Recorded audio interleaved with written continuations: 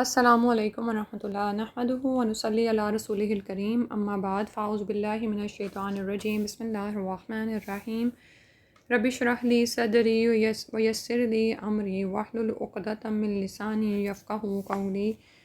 ریاض الصالحین باب الصبر ہم پڑھ رہے تھے اور اس سلسلے کی حدیث ہم نے پڑھنی تھی۔ حدیث کا نمبر 31 ہے۔ حدیث پڑھنا شروع کرتے ہیں۔ اعوذ باللہ من الشیطان الرجیم۔ وعن انس رضی اللہ عنہ قال مر النبی صلی اللہ علیہ وسلم بامرأۃ تبکی عند قبر۔ حضرت انس رضی اللہ عنہ سے روایت ہے کہ نبی اکرم صلی اللہ علیہ وسلم ایک عورت کے پاس سے گزرے جو ایک قبر کے پاس رو رہی تھی۔ فقالا، تو آپ صلی اللہ علیہ وسلم نے اس سے فرمایا، اتق اللہ وصبری، اللہ سے ڈر اور صبر کر۔ فقالت، تو وہ عورت کہنے لگی، الیک عنی، مجھ سے دور ہو جا، فإنک لم تصب بمصیبتی، کیونکہ تجھے وہ مصیبت نہیں پہنچی جو مجھے پہنچی ہے۔ ولم تعرفہ، اور اس نے آپ صلی اللہ علیہ وسلم کو نہیں پہچانا۔ فقیل لہا، تو اس کو کہا گیا، انہ النبی صلی اللہ علیہ وآلہ وسلم، کہ یہ تو نبی صلی اللہ علیہ وآلہ وسلم تھے۔ فأتت باب النبی صلی اللہ علیہ وسلم، تو وہ آئی نبی صلی اللہ علیہ وسلم کے دروازے پر۔ فلم تجد عندہ بوابین، تو اس نے وہاں پر یعنی اس کے پاس دربانوں کو نہیں پایا۔ فقالت، تو وہ کہنے لگی، لم عارف کا، میں نے آپ کو پہچانا نہیں تھا۔ فقالت، اور نبی صلی اللہ علیہ وسلم نے فرمایا، اور اس وقت بھی آپ صلی اللہ علیہ وسلم اسے نصیحت ہی کر رہے تھے، فرمایا، انما الصبر عند الصدمۃ الاولی متفقن علیہ، صبر تو یہی ہے کہ صدمے کے آغاز میں کیا جائے، یعنی جس وقت چوٹ لگی ہو اس وقت صبر کیا جائے، بعد میں تو صبر آ ہی جاتا ہے۔ متفقن علیہ کا مطلب ہے کہ یہ روایت بخاری اور مسلم دونوں میں آئی ہے۔ اور روایت لمسلم، اور مسلم کی روایت میں اس طرح سے آیا ہے، تبکی علی صبی لہا، کہ وہ عورت اپنے بچے کی قبر پر رو رہی تھی۔ اب اس حدیث سے مختلف فوائد اور مسائل ہمیں پتہ چلتے ہیں۔ آپ یہ دیکھیں کہ اولاد ہو، نہ ہو، یا ہو کر فوت ہو جائے، یہ تمام صورتیں آزمائش کی ہیں۔ اگر اولاد ہو تو اس کے ہونے کی موجودگی میں ان کی تربیت اور معیشت کا معاملہ درپیش ہوتا ہے، اور بعض اوقات لوگ اولاد کے مستقبل کو بہتر بنانے کے لیے اپنی آخرت تک داؤ پہ لگا دیتے ہیں۔ اگر اولاد نہ ہو تو بعض اوقات انسان ناشکری کا ارتکاب کر بیٹھتا ہے، اور اگر وہ اس سے چلی جائے، فوت ہو جائے، تو جزا فضا کر کے اللہ تعالیٰ کو ناراض کر لیتا ہے۔ ان تمام صورتوں میں انسان دین کو اختیار کر کے ہی محفوظ رہ سکتا ہے، اور اس سلسلے میں کس بات کی اہمیت ہے کہ ضروری کیا بات ہے کہ اللہ کی ذات پر پختہ یقین کیا جائے، اسی کی بدولت صبر کی توفیق ملتی ہے۔ ٹھیک ہے، یہ جو راضی بر رضا رہنا ہے اور تقدیر پر راضی رہنا، اور جو ہم کہتے ہیں نا کہ ہمارا تقدیر پر ایمان ہے، تو وہ اسی طرح ہی پتہ چلتا ہے کہ ہم اللہ کے فیصلوں کو مان جائیں اور ان کو تسلیم کر لیں۔ اور صبح و شام کی دعاؤں میں کیا شامل ہے ہماری؟ رضیت باللہ ربًا، کہ میں راضی ہو گئی اللہ کے رب ہونے پر۔ تو رب جو ہمارا پالنے والا مالک ہے، وہی تو ہمارے لیے احکامات صادر کرتا ہے نا۔ تو چاہے ہمارے بھلائی کے احکامات ہوں یا بظاہر ہماری یعنی نقصان کا ہی فیصلہ کیا گیا ہو، تو اس میں ہمیں اللہ کی رضا پر راضی رہنا چاہیے، اور اللہ تعالیٰ کی حکمت پر انسان یعنی اللہ سبحانہ تعالیٰ تو حکیم و علیم ہے نا، ہم نہیں جانتے کہ اللہ تعالیٰ کی کیا حکمتیں ہوتی ہیں ہمیں پہنچنے والے نقصان کے پیچھے بھی۔ تو اللہ تعالیٰ تو اپنے بندوں کو خیر ہی عطا فرماتے ہیں۔ اور اس میں یہ بھی پتہ چلتا ہے کہ وقت گزرنے کے ساتھ ساتھ تو دکھوں کے زخم مندمل ہو جاتے ہیں، لیکن ایمان والے صدمے کے آغاز میں بھی صبر کرتے ہیں۔ بہت سے لوگوں کو آپ نے دیکھا ہوگا نا، جب ان کی کوئی فوت ہو جاتا ہے یا ان کا کوئی بڑا نقصان ہوتا ہے، تو وہ پھر وہ کہتے ہیں ہاں اب تو صبر آ ہی گیا ہے۔ ٹھیک ہے، تو یہ یہاں پر نہیں سمجھایا جا رہا، بلکہ نبی صلی اللہ علیہ وسلم نے واعظ کرتے ہوئے فرمایا کہ انما الصبر عند الصدمۃ الاولی، کہ صبر تو صدمے کے آغاز میں ہوتا ہے۔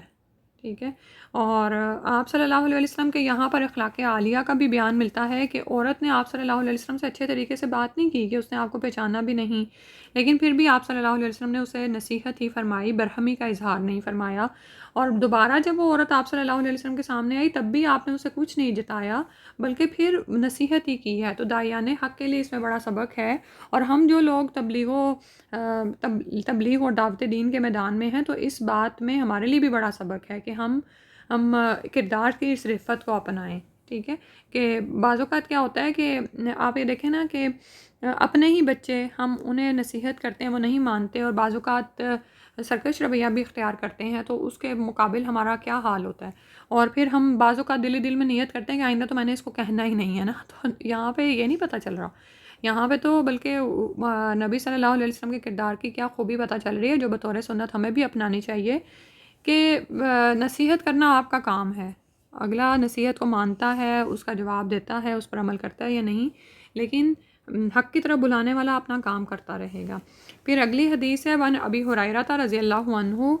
حضرت ابو ہریرہ رضی اللہ عنہ سے روایت ہے ان رسول اللہ صلی اللہ علیہ وسلم قال، رسول اللہ صلی اللہ علیہ وسلم نے فرمایا، یقول اللہ تعالی، اللہ تعالیٰ فرماتا ہے، ما لعبد المؤمن عندی جزاء اذا قبضت صفیہ من اہل الدنیا، میرا وہ مومن بندہ جس کی محبوب ترین چیز میں واپس لے لوں، صفیہ جو ہے چنی ہوئی بہترین چیز، من اہل الدنیا، دنیا میں سے اس کی محبوب ترین چیز واپس لے لوں، ثم احتسبہ، پھر وہ اس پر احتساب کی نیت سے صبر کر لے، یعنی ثواب کی امید رکھے، الا الجنہ، تو اس کا بدلہ کیا ہے؟ جنت کے علاوہ کچھ بھی نہیں ہے. رواہ البخاری بخاری جو اس کو بخاری میں روایت کیا گیا ہے. ٹھیک ہے، تو اس حدیث سے ہمیں پتہ چلتا ہے کہ آپ دیکھیں کہ نعمتیں ہی ہیں نا ساری، بیوی ہوں، بچے ہوں، والدین وغیرہ، یہ انسان کی محبوب ترین چیزوں میں سے ہیں، لیکن اگر انسان ان کی وفات پر اس کو اللہ کا حکم سمجھ کر صبر کر لیتا ہے تو یہ کمال ایمان کی علامت ہے، اور بے صبری، جزا فضا کرنا، اول فول بکنا، یہ ایمان کی کمزوری کی دلیل ہے. تو پہلی بات کا صلہ جنت ہے، اور دوسری بات اللہ کی ناراضی کا باعث بن جاتی ہے. ٹھیک ہے، اللہ سبحانہ وتعالیٰ ہمیں توفیق عطا فرمائیں کہ جب صبر کے مواقع ہوں تو ہم صبر کر گزریں. اس کے بعد اگلی حدیث ہے وَعَنْ عائشہ رضی اللہ عنہا انہا سألت رسول اللہ صلی اللہ علیہ وسلم عن الطاعون، کہ عائشہ رضی اللہ عنہ نے رسول اللہ صلی اللہ علیہ وسلم سے طاعون کے بارے میں پوچھا. فأخبرها، تو رسول صلی اللہ علیہ وسلم نے انہیں بتلایا، انہ کان عذابا یبعثہ اللہ تعالی علی من یشاء، کہ یہ وہ عذاب تھا جسے اللہ تعالیٰ جس پر چاہتا نازل فرماتا. فجعلہ اللہ تعالی رحمۃ للمؤمنین، تو اللہ تعالیٰ نے اس کو مومنوں کے لیے رحمت بنا دیا ہے.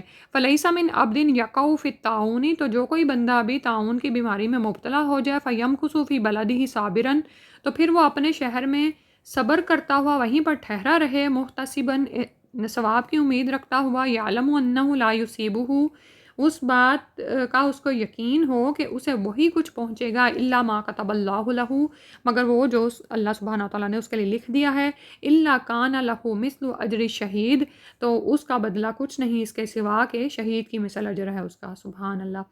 رواہ البخاری، جو اس کو بخاری میں روایت کیا گیا ہے.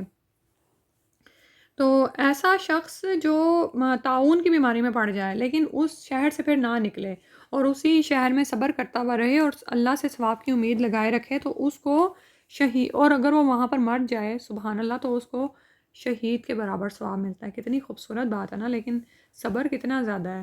ٹھیک ہے، اور آپ یہ دیکھیں کہ اس طاعون کو اللہ سبحانہ تعالیٰ نے پہلی امتوں کے لیے عذاب کی صورت میں اتارا، لیکن اس امت پر اللہ سبحانہ تعالیٰ نے ہمارے لیے ایک طرح سے اس کو رحمت بنا دیا نا، کہ اگر انسان طاعون یا اسی قسم کی دوسری وبائی بیماری میں مبتلا ہو اور اللہ کی تقدیر اور مشیت پر ایمان رکھتے ہوئے اسی شہر میں ٹھہرا رہے، ثواب کی امید رکھے، جزا فضا گھبراہٹ کا اظہار نہ کرے، تو یہ بات مومن کو شہادت کے رتبے سے ہمکنار کر سکتی ہے. اور شہادت کا رتبہ آپ جانتے ہیں نا کتنا بڑا ہے، کہ شہید مرنے کے بعد سب کچھ پا لیتا ہے، اور پھر وہ جب اس سے بار بار پوچھا جاتا ہے تو وہ یہی آرزو کرتا ہے کہ میری آرزو ہے کہ میں دنیا میں دوبارہ بھیجا جاؤں اور پھر اللہ کی راہ میں شہید ہو کر یہاں پر پہنچوں. یعنی وہ جو انعامات اور جو لطف اس نے اس شہادت میں پایا ہوتا ہے وہ اس سے بار بار گزرنا چاہتا ہے. سبحان اللہ.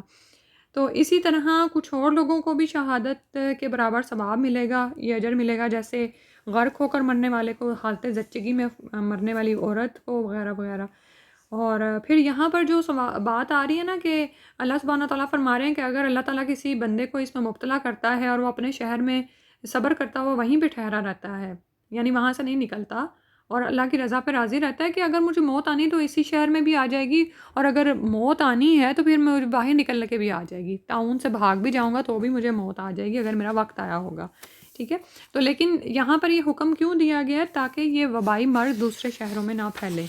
ٹھیک ہے، اور دوسرے شہروں میں رہنے والوں کے لیے حکم ہے کہ اگر وہ سنیں کہ کسی ملک میں وبائی مرض پھیل گیا ہے یا طاعون، تو پھر وہ ان شہروں میں نہ جائیں. جیسے کہ آپ دیکھیں نا، کووڈ سے ساری دنیا ہی گزری ہے نا، تو اس وقت یہی چیز ہمارے سامنے آ رہی تھی کہ وہ تعلیمات جو ہمیں اسلام سے آج سے 1400 سال پہلے مل جاتی ہیں وہ ساری ریپیٹ ہوئیں کس طرح سے نا لوگوں کی زندگیوں میں، سبحان اللہ۔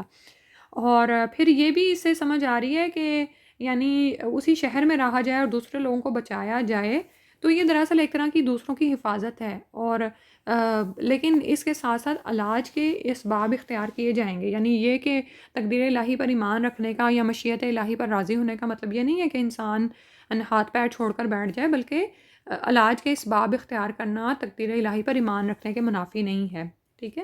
تو مرض پر صبر کرنا اللہ تعالیٰ کی قضاء اور قدر پر رضامندی کی دلیل ہے، جو کمال ایمان ہے، ٹھیک ہے۔ اور اس سے یہ بات بھی پتہ چلتی ہے کہ بعض اوقات بیماری متعدی ہوتی ہے، اسی لیے تعاون میں مبتلا شخص کو دوسری جگہ جانے سے روکا گیا ہے۔ لیکن ایک اور حدیث شاید آپ کے ذہن میں آ رہی ہو، اس میں یہ فرمایا گیا ہے کہ بیماری متعدی نہیں ہوتی، جہاں پر جس کو جو ہونا ہوتا ہے وہ تو ہوتا ہے، ٹھیک ہے۔ تو ان دونوں حدیثوں کی تطبیق یہ ہو سکتی ہے کہ صد ذریعہ کے طور پر روکا گیا ہے۔ یعنی صد ذریعہ کا مطلب ہوتا ہے کہ کسی ذریعے کے پہنچنے سے پہلے ایک دیوار کھڑی کر دینا، تاکہ ذہن میں یہ سوال نہ آئے۔ مثلاً اس کا مطلب یہ ہے کہ اگر کوئی شخص کسی مرض میں مبتلا ہو جائے تو اس کا یہ عقیدہ نہ بن جائے کہ مجھے فلاں کی وجہ سے یہ بیماری لاحق ہوئی ہے، ٹھیک ہے۔ آج اتنا ہی کرتے ہیں۔ اللہ سبحانہ تعالیٰ سے دعا ہے کہ اللہ تعالیٰ ہمیں سمجھنے کی اور اس کے مطابق عمل کرنے کی توفیق عطا فرما دے، اور یہ 3 احادیث جو ہم نے کی ہیں ان کو ہمیں سمجھنے والا بنا دے، اور صبر کو ہماری زندگیوں میں شامل فرما دے۔ ربنا افرغ علینا صبرا وتوفنا مسلمین، ربنا افرغ علینا صبرا وثبت اقدامنا وانصرنا علی القوم الکافرین، آمین یا رب العالمین۔ سبحانک اللہم وبحمدک، نشہد ان لا الہ الا انت، نستغفرک ونتوب الیک۔ السلام علیکم ورحمۃ اللہ۔